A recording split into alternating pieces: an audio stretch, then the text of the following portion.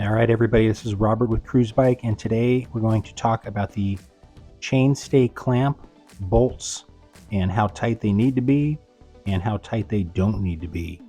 Now, this video applies to any of the Q45s or S40s or V20s that have the chainstays with the chainstay clamps inbound, as you can see here, around the bottom bracket shell, which is a part of the boom. Now take note of the gap. There's a gap between each clamp. Now you always want to make sure that you have a gap here.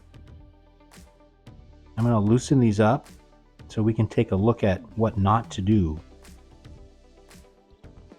Now these clamps should have no problem. A lot of people over tighten these and it's not necessary. So what we want to avoid is having the surfaces touch.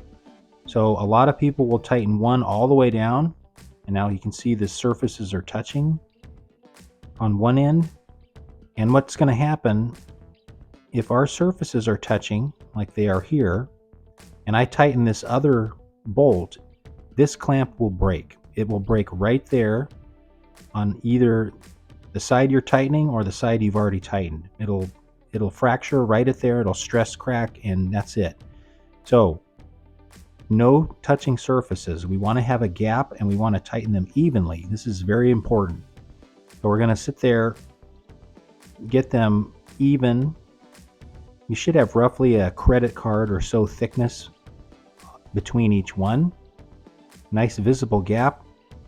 And once we have that, the final tighten for these clamps is only about a quarter of a turn or so past snug, and they do not need to be torqued way down with a high strength wrench.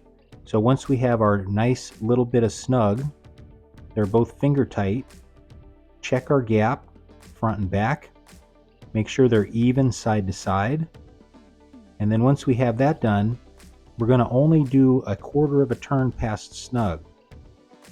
So here, we're going to put this thing in here. They're both snug already, and I'm going to go just this much.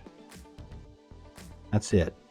And then I'm going to repeat for the other side and just give it that nice little one finger approach. That's all the tight these need to be in order to be effective. If you make them too tight, they stretch out, they can break, and they'll introduce some creaking and noise in the front end.